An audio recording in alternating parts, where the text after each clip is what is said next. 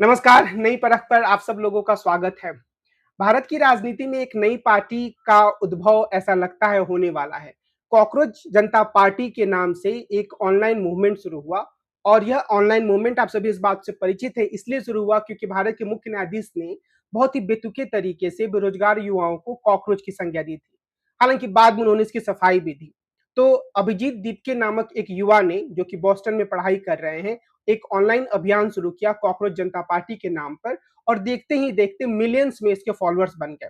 अभिजीत तिपके का यह कहना है कि जो भी लोग उनको फॉलो करते हैं वे बार बार इस बात पर जोर दे रहे हैं कि वे अपने पूरे अभियान को ऑनलाइन ना रखें, यहीं पर रोक ना दे बल्कि जमीनी स्तर पर एक पार्टी का निर्माण करे, एक विरोध प्रदर्शन के रूप में आवाज बने। और अभिजीत दीपके अब 6 जून को भारत आ रहे हैं।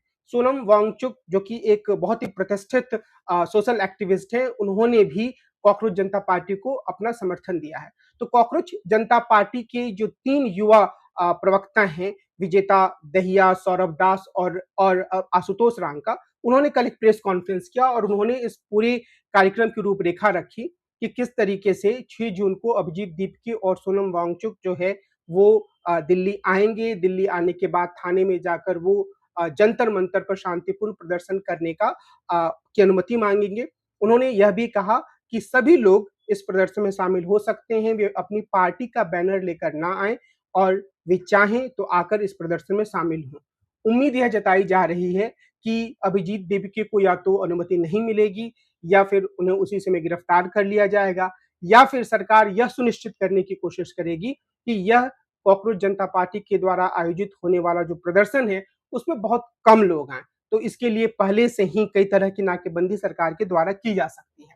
लेकिन अगर हम कॉकरोच जनता पार्टी की इस पूरी परिघटना को देखें और उस पर चल रही चर्चा को देखें तो हम ये पाएंगे कि इसको लेकर लोगों में कई तरह के संदेह भी हैं और वो संदेह काफी जायज भी हैं क्योंकि इसी तरह का एक प्रयोग 2012-13 के आसपास हुआ था जिसे अन्ना आंदोलन के रूप में जाना गया और बाद में इसकी परिणति काफी बुरे रूप में हुई क्योंकि जिन मुद्दों को लेकर अन्ना आंदोलन चला था यानी भ्रष्टाचार का मुद्दा उसकी दिशा में उसने कोई खास नतीजा हासिल नहीं किया बल्कि उसके गर्भ से एक राजनीतिक पार्टी का उदय हुआ।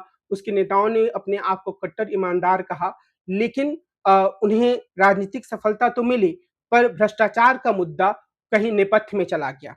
उन नेताओं पर खुद भ्रष्टाचार के आरोप लगे, कई मामले न्यायालय में चल रहे हैं। लेकिन ज्यादा महत्वपूर्ण बात यह है कि जिस जन लोकपाल की बात वो कर रहे थे उसे उन्होंने काफी पीछे छोड़ दिया। आप सब इस बात को नोट करेंगे कि आम आदमी पार्टी के नेता ना जाने कितने वर्षों से अब जन लोकपाल की बात नहीं करते हैं। तो कुल मिलाकर लोगों के भीतर निराशा रही है, खासतौर पे गैर आरएसएस सोच रखने वाले जो एक्टिविस्ट हैं, जो युवा हैं, वे यह मानते हैं कि जो आम आदमी पार्टी थी या जो अन्ना आंदोलन था, वो सारे के सारे आरएसएस के समर्थन से ही खड़े हुए थे। तो अब इसी रूप में कॉकरोच जनता पार्टी के बारे में भी लोगों के मन में संदेह है। जो 3 प्रवक्ता इनके सामने आए, उनकी कुंडली खंगाले जाने लगी है और यह दावा किया जा रहा है कि ये कोई बहुत ही अ, वैचारिक रूप से सुस्पष्ट युवा नहीं है, बल्कि कहीं न कहीं से इनके तार ऐसे संगठनों से जुड़े हैं, जिन्हें संदेह की नज़र से देखा जा सकता है। और इस तरह की बातें कहकर कॉकरोच जनता पार्टी की फंडिंग पर भी सवाल उठाए जा रहे हैं। जब यही प्रश्न कल के प्रेस कॉन्फ्रेंस में रखा गया, तो कॉकरोच जनता पार्टी के एक प्रवक्ता ने यह कहा कि इस पूरी बैठक में उन्होंने एक बैनर बनवाया है जो ₹200 का है, तो उन्हें किसी प्रकार की फंडिंग की ज़रूरत नहीं है। लेकिन आगे जब वो काम करेंगे तो ज़रूर फंडिंग की ज़रूरत होगी और यह बात बिल्कुल ही मजबूती से आएगी कि आखिर उनकी फंडिंग कहाँ से हो रही है। इसके अलावा कई अन्य मुद्दे हैं जिस पर कॉकरोच जनता पार्टी और उससे जुड़े युवाओं को स्पष्ट होना होगा। यानी कि वे भारतीय जनता पार्टी की राजनीति को अ, कई किस तरह से देखते हैं। यानी सिर्फ नौकरियों के मसले को लेकर नहीं, पेपर लीक के मसले को लेकर नहीं, बल्कि अन्य तमाम मुद्दों पर वे भारतीय जनता पार्टी की राजनीति को कैसे देख रहे हैं। क्या उनका भरोसा सेक्युलरिज्म में है? क्या वो सोशल जस्टिस को उसी रूप में मानते हैं जिस रूप में कई अन्य सोशल जस्टिस वाले दल मानते हैं या फिर उसके बारे में उनका रवैया स्पष्ट नहीं है। तो ऐसे कई सारी चीजें हैं जो भविष्य में कॉकरोच जनता पार्टी को स्पष्ट करना होगा। लेकिन यह कहने के बावजूद मैं यह कहूंगा कि कॉकरोच जनता पार्टी को लेकर युवाओं में एक उत्साह है और एक कौतूहल भी है। उत्साह से ज्यादा कौतूहल इस बात का को लेकर है कि आखिर वह किस रूप में सामने आती है। कॉकरोच जनता पार्टी ने शांतिपूर्ण प्रदर्शन के प्रति अपनी आस्था व्यक्त की है।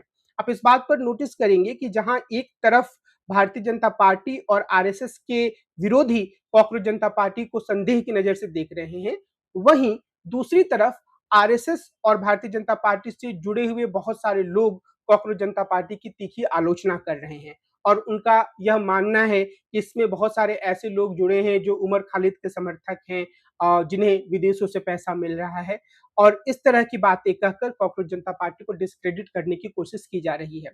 मेरा यह मानना है कि कॉकरोच जनता पार्टी को तो बहुत सारे मुद्दों पर अपने आप को स्पष्ट करने की जरूरत है, लेकिन चूंकि हमारा संविधान भी इस बात की इजाजत देता है कि कुछ लोग अगर चाहें तो शांतिपूर्ण प्रदर्शन कर सकते हैं, कुछ लोग अगर चाहें तो कानूनी औपचारिकताओं को पूरा करने के बाद राजनीतिक दल का गठन कर सकते हैं और वो चुनाव लड़ सकते हैं। तो इस लिहाज से कॉकरोच जनता पार्टी को भी अपनी राजनीति को करने का अधिकार है और अगर वह युवाओं के मुद्दे को उठाती है तो वह काफी आगे तक जा भी सकती है, क्योंकि इस समय युवा एक अलग तरह के अंतर्द्वंद से गुजर रहे हैं। अगर आप युवाओं से बातचीत करें, और जब मैं युवा कह रहा हूं तो ऐसे लोग जो कि कॉलेज से निकल रहे हैं, जो नौकरियों की तलाश में हैं, तो आप यह पाएंगे कि वो अजीब तरह की दुविधा का शिकार हैं।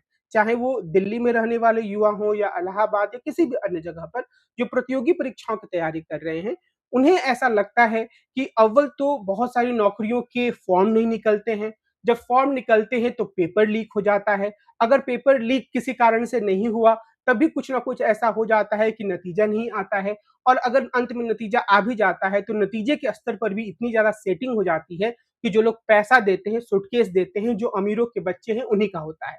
तो यह भरोसा धीरे धीरे करके युवाओं में इतना गहरा बैठ गया है कि वे सरकारी नौकरियों को लेकर अब आश्वस्त नहीं है, बल्कि उन्हें लगता है कि बहुत गहरे स्तर पर भ्रष्टाचार चल रहा है। इसी तरीके से अभी जो कॉलेज स्तर के नीचे के युवा हैं, जो 12th पास कर रहे हैं, जो नीट का एग्जाम दे रहे हैं, उनके भीतर भी व्यवस्था को लेकर निराशा उपजी है। खास तौर पर जो अभी नीट के पेपर लीक हुए या सीबीएसई के एग्जाम में जो गड़बड़ियां सामने आ रही हैं, उसको लेकर युवाओं में एक तरह का गुस्सा है। तो इस बात को, यानी इस गुस्से को अव्यक्त करने वाली एक पार्टी के रूप में अगर कॉकरोच जनता पार्टी आती है, तो उसमें कोई दिक्कत नहीं, बल्कि उसका स्वागत ही किया जाना चाहिए। लेकिन अभी कॉकरोच जनता पार्टी ने सिर्फ एक मांग रखी है और वह मांग यह है कि शिक्षा मंत्री धर्मेंद्र प्रधान इस्तीफा दें। अब शिक्षा मंत्री धर्मेंद्र प्रधान को तो खुद ही इस्तीफा दे देना चाहिए था अभी तक, क्योंकि इतनी ज्यादा गड़बड़ियां होने के बाद आखिर उन्हें इस बात की रिस्पॉन्सिबिलिटी तो लेनी ही चाहिए थी कि मेरे शिक्षा मंत्री रहते हुए इतने सारे एग्जाम्स में गड़बड़ी हुई, इसलिए मैं त्यागपत्र देता हूं। लेकिन असल में वह दौर अब है नहीं जो पहले हुआ करता था, यानी कि लाल बहादुर शास्त्री के समय का दौर, जिन्होंने ट्रेन दुर्घटना की जिम्मेदारी लेते हुए इस्तीफा दे दिया था। एक समय नीतीश कुमार ने भी ऐसा किया था। कई लोग ये कहते हैं कि हर बात पर इस्तीफा देना समाधान नहीं है, लेकिन जब समस्या बहुत बड़ी हो जाए, जब मंत्री को यह लगे कि उसकी निगरानी में हो रहे काम में बड़ी चूक हुई है, तो फिर उसे मोरल रिस्पॉन्सिबिलिटी लेनी ही चाहिए और ऐसा करने से लोगों का व्यवस्था के ऊपर भरोसा बढ़ता है। मंत्रियों को, यानी प्रधानमंत्री अगर ऐसा कहते हैं कि अगर आपके विभाग में गड़बड़ी होगी तो मैं आपका इस्तीफा लूंगा, तो मंत्रियों को ज्यादा सजग होकर काम करने की प्रेरणा मिलती है। लेकिन अब यह दौर आ गया है कि किसी भी मंत्री का चाहे कितना भी गंभीर आरोप लगे, उसका इस्तीफा नहीं लिया जाता है। एप्स्टीन फाइल में नाम आने के बावजूद जो पुरी साहब हैं वो अभी तक मंत्री बने हुए हैं और धर्मेंद्र प्रधान ने भी कहीं से भी यह नहीं दिखाया है कि वे इस्तीफा देने वाले हैं। तो यह मुद्दा सच में एक भावनात्मक मुद्दा है कि इतने सारे युवाओं, इतने सारे बच्चों की जिंदगी से खिलवाड़ करने वाले मंत्री अभी तक इस्तीफा क्यों नहीं दे रहे हैं।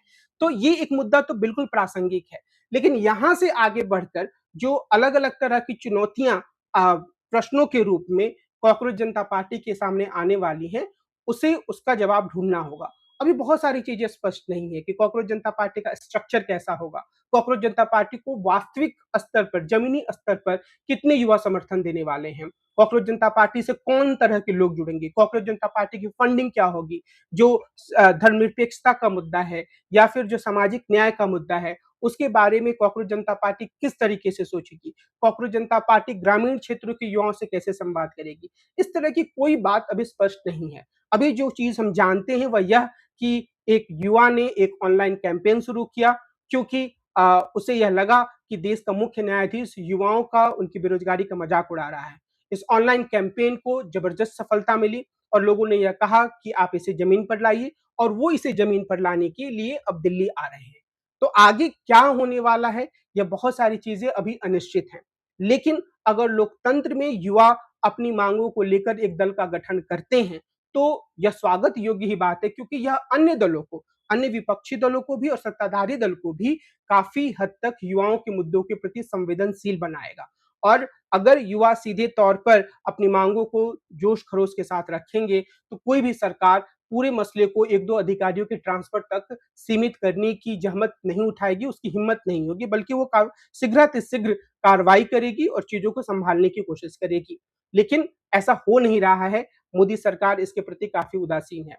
तो अगर कॉकरोच जनता पार्टी एक पार्टी के रूप में उभरती है, तो हो सकता है कि युवाओं का कुछ भला हो। लेकिन जैसा मैंने पहले कहा कि अभी असंख्य सवाल हैं जिसके बारे में कोई स्पष्टता नहीं है, वे किस दिशा में आगे बढ़ने वाले हैं, इसके बारे में कोई साफ तस्वीर नहीं है। तो ये आने वाले समय में चीजें साफ होंगी। लेकिन मैं इस बात को भी मानता हूँ कि अत्यंत उत्साह के साथ इस तरह की परिघटना का स्वागत करने की जरूरत भी नहीं है। इसके प्रति हमें अपनी आंख को खोल कर रखना है कि आखिर ये जो आइडिया है उसके पीछे किसकी फंडिंग है, किसकी सोच है, किसका समर्थन है और यह पूरा विचार किस दिशा में जा रहा है। खासतौर पर इसलिए भी क्योंकि इस देश की जनता अन्ना आंदोलन के नाम पर ठगी जा चुकी है। आज की अपनी इस चर्चा को मैं इसी बिंदु पर विराम देता हूँ। हम कल फिर मिलेंगे और एक अन्य मुद्दे पर विस्तार से चर्चा करेंगे। नमस्कार।